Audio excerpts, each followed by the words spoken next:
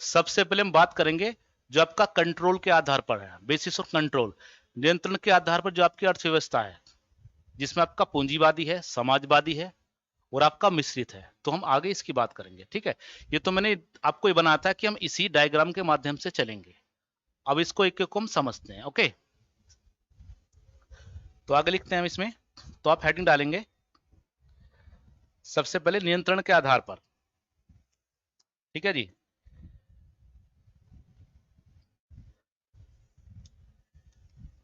हाँ जी, तो समझते रहे आप। तो बात करेंगे नियंत्रण के आधार पर।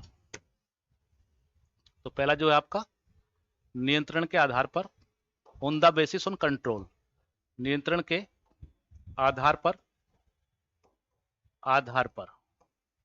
तो इसमें पहली बात करते हैं हम पूंजीवादी अर्थव्यवस्था, अंग्रेजी में बोलते हैं कैपिटलिस्ट। अंग्रेजी में याद रखना, क्योंकि हिंदी में तो और नाम भी बना सकता है।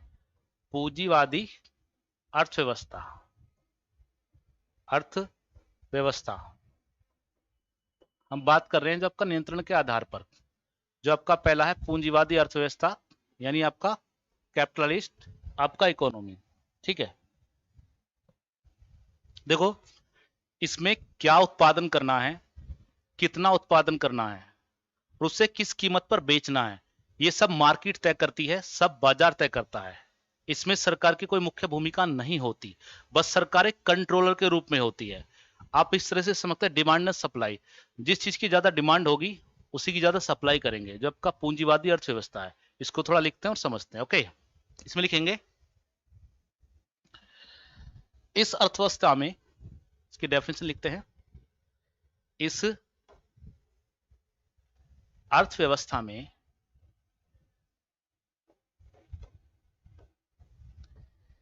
क्या उत्पादन करना है, क्या उत्पादन करना है,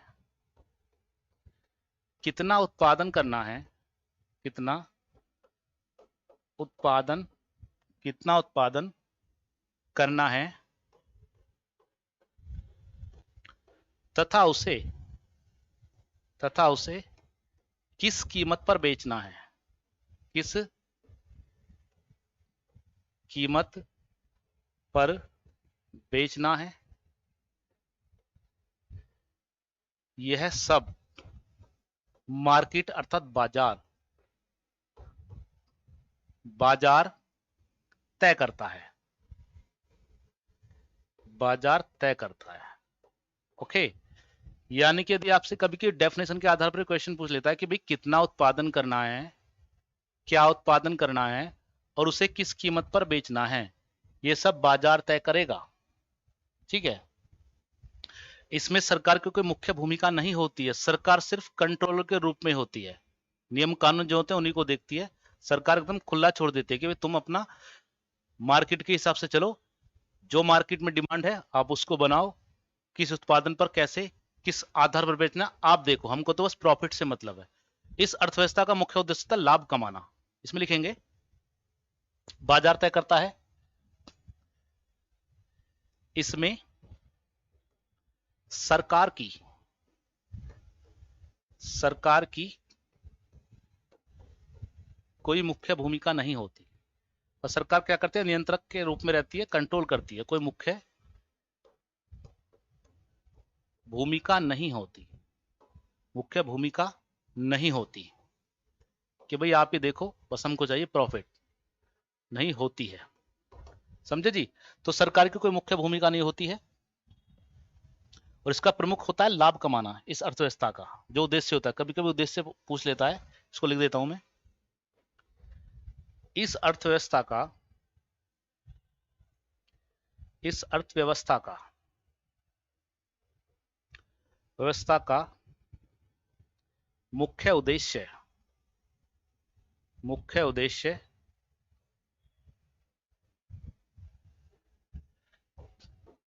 लाभ कमाना है, लाभ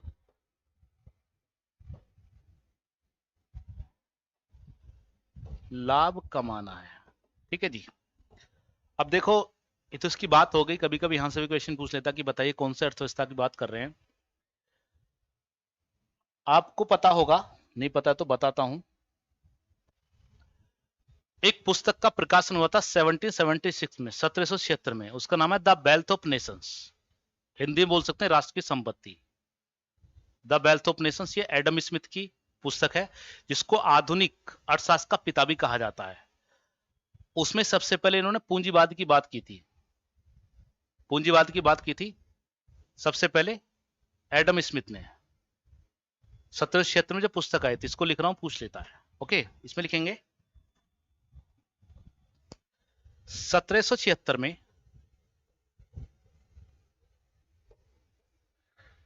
प्रकाशित पुस्तक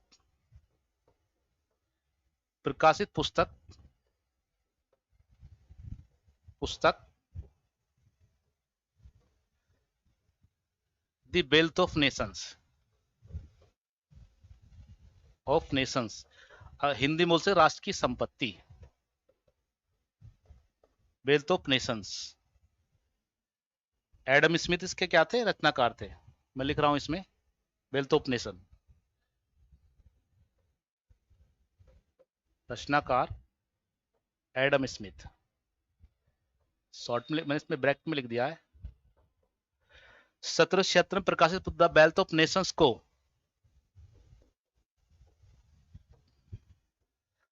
लिखना वेल्थ ऑफ नेशन से करना, वेल्थ ऑफ नेशंस का, वेल्थ ऑफ नेशन से पूंजीवाद का उद्भव माना जाता है। पूंजीवाद का उद्भव या ओरिजिन, उद्भव माना जाता है। इस पुस्तक को काफी पूछ लेता है, माना जाता है। ओके, तो ये जनाब थे एडम स्मिथ। अब देखो, जो भी अधिकांश विकसित देश हैं, अधिकांश विकसित देश, सभी ने इसी पैटर्न को फॉलो किया, आपका पूंजीवाद को, कैपिटलिस्ट को, सभी ने ज्यादातर इसी को फॉलो किया है। जैसे अमेरिका, आपका यूरोप के कई सारे देश, ज्यादातर विकसित देश इसी को फॉलो करते हैं। उसमें लिखेंगे, लिख देता हूं थोड़ा, लिखिए अधिकांश विकसित देशों में, अधिकांश विकसित देशों में, विकसित देशों में, इसी अर्थव्यवस्था को, यानी पूंजीवादी अर्थव्यवस्था को, इसी अर्थव्यवस्था को अपनाया गया है, अपनाया गया है। एक दो उदाहरण लिख लेंगे देशों के, अपनाया गया है।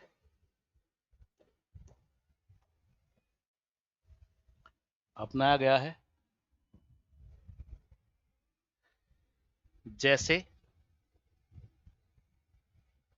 अमेरिका, ब्रिटेन, फ्रांस आदि, ठीक है जी। तो यदि हम बात करें, जो कंट्रोल के आधार पर हम बात कर रहे थे, अर्थव्यवस्था के नियंत्रण के आधार पर, जो पहला हमने देखा, वो देखा हमने क्या? पूंजीवादी अर्थव्यवस्था। थोड़ा एक बार ओवरव्यू कर लेते हैं, ठीक है जी।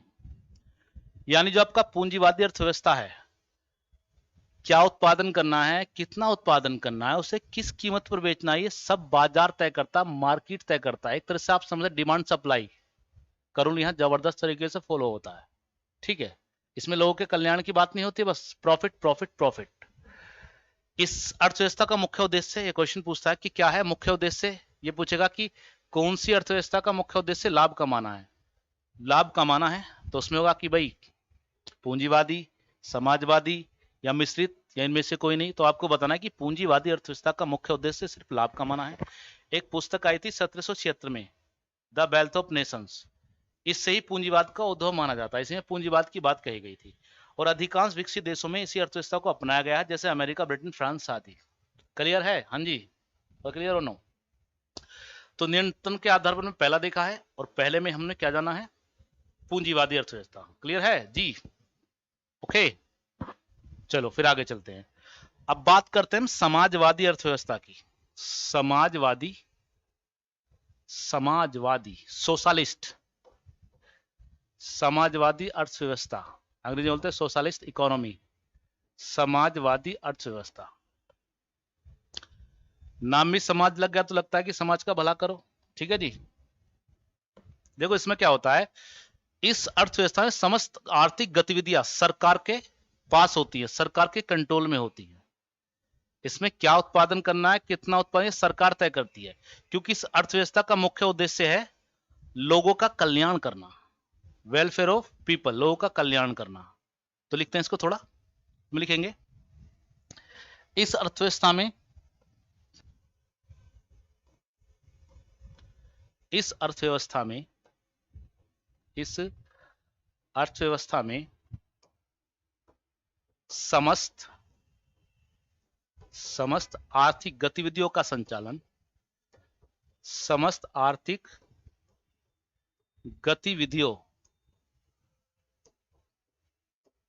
गतिविधियों का संचालन सरकार के नियंत्रण में होता है। सरकार मुख्य होती है इसमें, सरकार के नियंत्रण में होता है, सरकार के नियंत्रण में होता है। अगर बात करें कि पूरी तरह सरकार के कंट्रोल में, सरकार के नियंत्रण में, तो बात होगी समाजवादी अर्थव्यवस्था की, सोशलिस्ट इकोनॉमी की। ठीक है जी।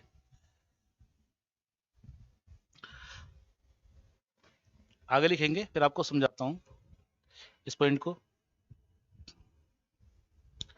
इस अर्थव्यवस्था में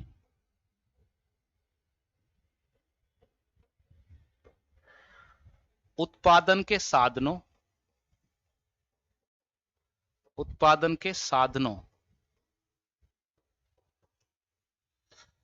तथा उत्पादन, इस अर्थव्यवस्था में उत्पादन के साधनों तथा उत्पादन दोनों पर सरकार का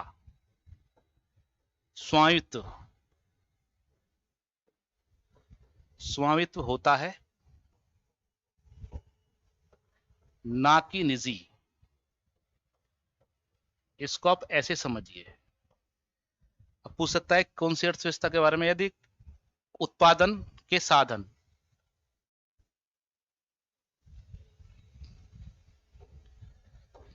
अब देखो बात करें उत्पादन के साधन तथा उत्पादन दोनों पर सरकार का स्वामित्व होता है, ना कि निजी। आपने देखा वर्तमान को देखते हुए प्राइवेटेशन बहुत हो रहा है, जैसे रेलवे प्राइवेट हाथों में दे दिया या अन्य जो भी प्राइवेट हाथों में दे दिया। तो हम कह सकते हैं कि जो हमारी मिश्रित अर्थव्यवस्था है वो एक तरफ से पूंजीवाद की तरफ बढ़ रही है। इसमें क्या होता है, समाजवादी अर्थव्यवस्था सब कुछ सरकार के हाथों में होता है, सब कुछ सरकार के हाथों में होता है। हालांकि एकदम पूरी तरह से समाजवाद भी ठीक नहीं है, एक तरह से पूरी तरह से आपका पूंजीवाद भी ठीक नहीं है। इसलिए हमने क्या अपना, हमने मिश्रित को अपनाया था। उसके पीछे रीजन थे, बताऊंगा। हमने मिश्रित को अपनाया था। तो इसमें क्या होता है कि भाई उत्पादन के साधन, मान लो किसी चीज का उत्पादन हो रहा है, मान लो कोई फैक्ट्री है, पूरी तरह से वो सरकार के कंट्रोल में होगी, या कोई भी उत्पादन हो वहां से वो सरकार के कंट्रोल, सरकार तय करेगी किसको कितना, किस आधार पर कैसे कैसे भेजना है। इसका मुख्य उद्देश्य क्या होता है, इस अर्थव्यवस्था का मुख्य उद्देश्य ही होता है कि लोगों का कल्याण करना। जैसे समाजवाद की बात आती है, ये बताऊंगा समाजवाद है क्या। इसमें थोड़ा एक पॉइंट लिखते हैं,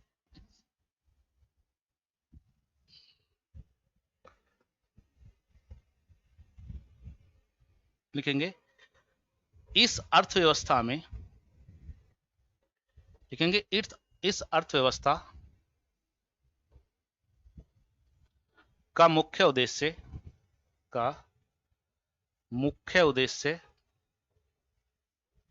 लाभ कमाना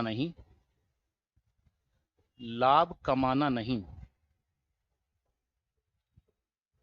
बल्कि लोगों का कल्याण करना होता है, लोगों का कल्याण करना होता है, कल्याण करना होता है। अब देखो एक शब्द आता है समाजवाद। कार्ल मार्क्स का आपने नाम सुना, जर्मनी का जो था, लिखूंगा थोड़ा, उसको इसका जनक माना जाता है समाजवादी अर्थव्यवस्था का, जर्मनी के कार्ल मार्क्स को। उसका मानना था कि क्रांति होगी और जो अमीर वर्ग है और एक गरीब वर्ग है, अमीर को बोला है उसने बुजुर्गा वर्ग और गरीब को सर्वहारा, जो सब हार गया, कि एक समय ऐसा आएगा, उसको वर्ग संघर्ष का नाम भी देते हैं, कि गरीब वर्ग अमीर वर्ग से सब कुछ छीन लेगा और बराबर कर देगा। हालांकि संभव नहीं है। हम अगर अपने इंडिया की बात करें, हमने लोकतांत्रिक समाजवाद अपनाया है, हम लोगों का कल्याण कर रहे हैं, लोगों का कल्याण कर, लेकिन लोकतंत्र के माध्यम से हमने लोकतांत्रिक समाजवाद अपनाया। आप ऐसे समझ सकते हैं, मान लो जो भी सरकार योजना लाती है, जैसे आवास योजना या फिर किसी भी तरह की योजना जिससे लोगों का कल्याण हो, लोगों को फायदा पहुंचे, वो भी समाजवाद है। लेकिन हमने कौन सा समाज माना है? हमने लोकतांत्रिक समाजवाद माना है। तो इसमें क्या उद्देश्य होता है? लोगों का अधिकतम कल्याण करना, चाहे सरकार को लाभ कम हो, सरकार लाभ कहीं और से कमा लेगी, लेकिन इसका मुख्य उद्देश्य है कि लोगों का कल्याण करना। ये क्वेश्चन आएगा कि लोगों का कल्याण करना किसका है, तो आपको बताना है समाजवादी अर्थव्यवस्था का। एक पॉइंट तो लिख रहा हूं इसमें लिखना,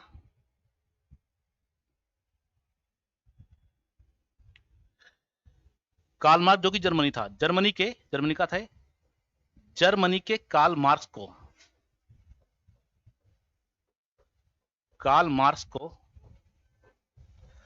समाजवादी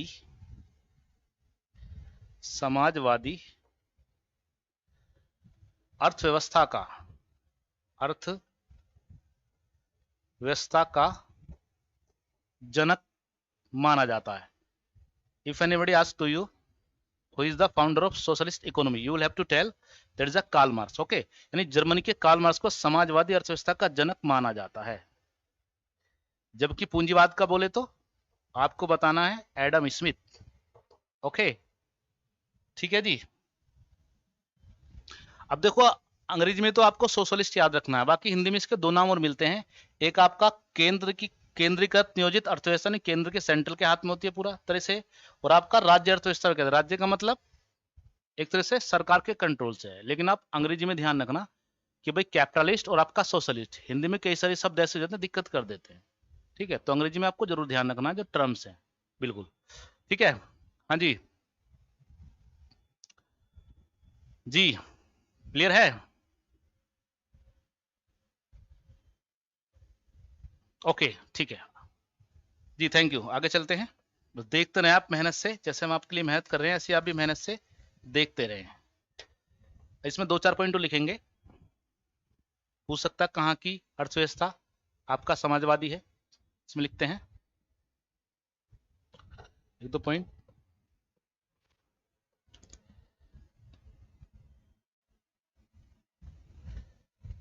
जैसे एग्जाम्पल, जैसे पूर्व सोवियत संघ की अर्थव्यवस्था, अब तो खैर रसिया हो गया, रूस हो गया उसका विक्टर होने के बाद, पूर्व सोवियत संघ की अर्थव्यवस्था, यूएसएसआर की अर्थव्यवस्था। हालांकि यहां से क्वेश्चन नहीं बनता है इतना कि कौन से देश की अर्थव्यवस्था समाजवादी है, कौन से की आपका मिश्रित है, कौन से की पूंजीवादी है। बस इंडिया का पूछ लेता है कि इंडिया की कैसी है, आप इंडिया की बताइए, तो आप इंडिया की ध्यान रखना, इंडिया की कैसी है। ठीक है, तो याद रखना कि भाई समाजवादी अर्थव्यवस्था का जनक कार्ल मार्क्स को माना जाता है। ठीक है, तो आगे चलते हैं आप, मिश्रित, मिक्स्ड इकोनॉमी, मिश्रित अर्थव्यवस्था। अब देखो कहानी क्या है, अब देखो मिश्रित में क्या है, थोड़े गुण आपके पूंजीवादी अर्थव्यवस्था के, थोड़े आपके समाजवादी अर्थव्यवस्था को, उसको मिश्रित बोलते हैं। जब हमारा देश आजाद हुआ, एक खेमा तो पूंजीवाद की तरफ था, यूएसए वगैरह की तरफ, एक खेमा किसकी तरफ था, एक खेमा यूएसएसआर की तरफ था। लेकिन हमको क्या करना था, किसी को भी नाराज नहीं करना था, तो हमने कहा भाई हम पूंजीवाद भी नहीं अपनाएंगे पूरी तरह से, और देश की आवश्यकता भी थी, आगे जानेंगे हम क्या आवश्यकता थी, और नए पूरी तरह से हम समाजवादी अपनाएंगे। हमने कहा थोड़ा सा गुण उससे ले लिए और थोड़ा सा उसको अडॉप्ट कर लिया, तो हमने दोनों को मिलाकर पूंजीवादी और समाजवादी को मिलाकर मिश्रित अर्थव्यवस्था अपनाया। ठीक है, मिश्रित अर्थव्यवस्था अपनाया, तो हमारी मिश्रित अर्थव्यवस्था, इसको थोड़ा लिखते हैं। ओके, सब लिखेंगे, ऐसी अर्थव्यवस्था, ऐसी अर्थव्यवस्था, ऐसी अर्थव्यवस्था जिसमें पूंजीवाद और समाजवाद, और समाजवाद दोनों के गुण हो या दोनों के लक्षणों, बात एक ही है। समाजवाद दोनों के लक्षण हो, मिश्रित अर्थव्यवस्था कहलाती है, मिश्रित अर्थव्यवस्था कहलाती है, अर्थव्यवस्था कहलाती है, कहलाती है। आप समझे? अब यानी कि हमने कुछ लिया समाजवादी अर्थव्यवस्था, कुछ आपका पूंजी, दोनों को मिक्स कर दिया तो आपका मिश्रित अर्थव्यवस्था। और आपसे पूछे सबसे अच्छा उदाहरण तो इसका भारत है। भारत के अलावा इंडोनेशिया ने भी इसको अपनाया, एक दो देश और देख लेंगे, इसमें लिखेंगे भारत मिश्रित अर्थव्यवस्था का, भारत मिश्रित अर्थव्यवस्था का, अर्थव्यवस्था का सबसे अच्छा उदाहरण है, सबसे अच्छा उदाहरण है, नहीं हमारा इंडिया सबसे अच्छा उदाहरण है मिश्रित अर्थव्यवस्था को। पूछ भी लेता कि भारत की अर्थव्यवस्था कैसी, तो आपका नाम मिक्स्ड इकोनॉमी। इसके अलावा एक दो नामों लिखता हूं, इसके अलावा इंडोनेशिया, इंडोनेशिया, मलेशिया आदि, इन्होंने क्या अपनाया, मिश्रित को अपनाया, मलेशिया आदि। ये भी किस चीज के अच्छे उदाहरण हैं, ये आपके मिक्स्ड इकोनॉमी के अच्छे उदाहरण हैं। ठीक है, अब देखो एक स्टेटमेंट है, एक व्यक्ति था जेएम कीन्स, कल ही मैंने थोड़ा सा बताया था, उसने कुछ स्टेटमेंट में उसने कुछ बताया था। जैसे कुछ लोग कहते हैं कि भाई जो पूंजीवादी अर्थव्यवस्था है कुछ हद तक उसे कदम समाजवाद की तरफ बढ़ाना चाहिए, जबकि जो पूरी तरह से समाजवादी है थोड़ा उसको पूंजीवाद की तरफ आना चाहिए, एक तो स्टेब्लिश होकर नहीं चाहिए कि हम समाजवादी रहेंगे हम पूंजीवादी रहेंगे। तो स्टेटमेंट दिए थे, दो बड़े बड़े अर्थशास्त्री थे, इनको पूछ लेता, इस स्टेटमेंट को और लिखते हैं। ओके, इसमें लिखेंगे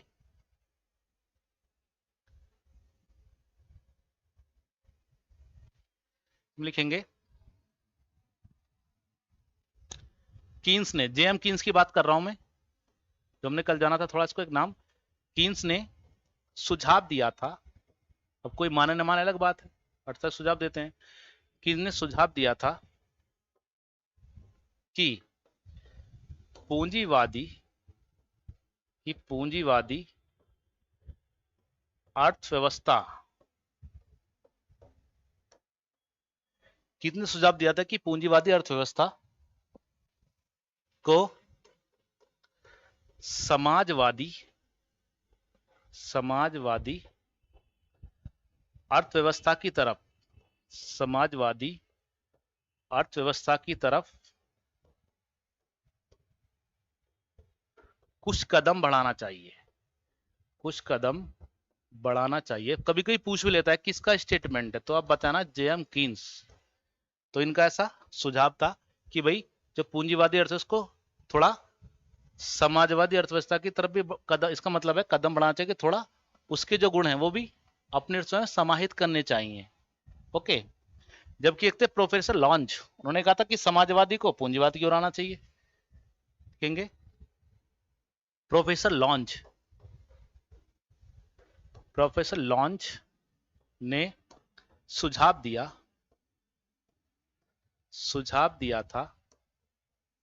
दिया था कि समाजवादी अर्थव्यवस्था को, समाजवादी अर्थव्यवस्था को, समाजवादी अर्थव्यवस्था को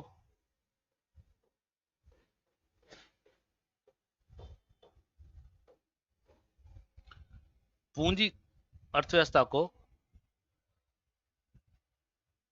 कुछ पूंजीवादी अर्थव्यवस्था की तरफ, अर्थव्यवस्था की तरफ कदम बढ़ाना चाहिए। ये आपको स्टेटमेंट याद रखने पूछ लेता है कि किसका कहना था, किसका कदम बढ़ाना चाहिए। ये सुझाव दिया था इन्होंने, बढ़ाना कदम बढ़ाना चाहिए। कदम बढ़ाना चाहिए।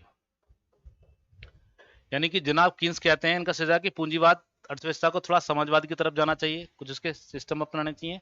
और ये कहते हैं प्रोफेसर लॉन्च कि भाई समाजवादी को ही थोड़ा पूंजीवाद की तरफ अपना कदम बढ़ाना चाहिए। ठीक है जी।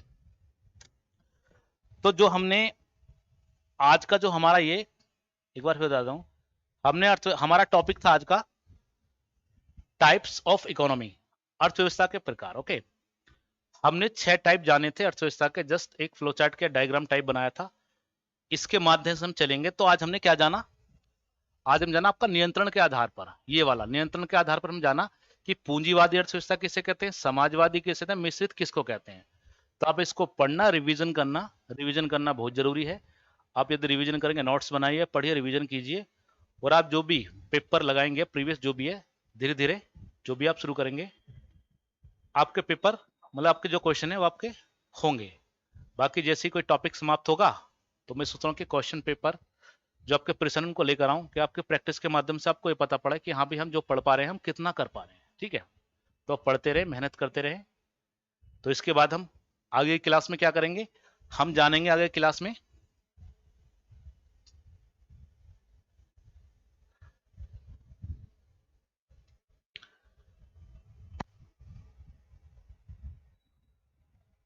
वैश्विक संबंधों के आधार पर, यानी basis on global relationship, global relation.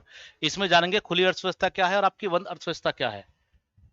ठीक है, तो यहां तो कोई समस्या तो नहीं है, समझ आ रहा है ना जी, समझ आ रहा है ना।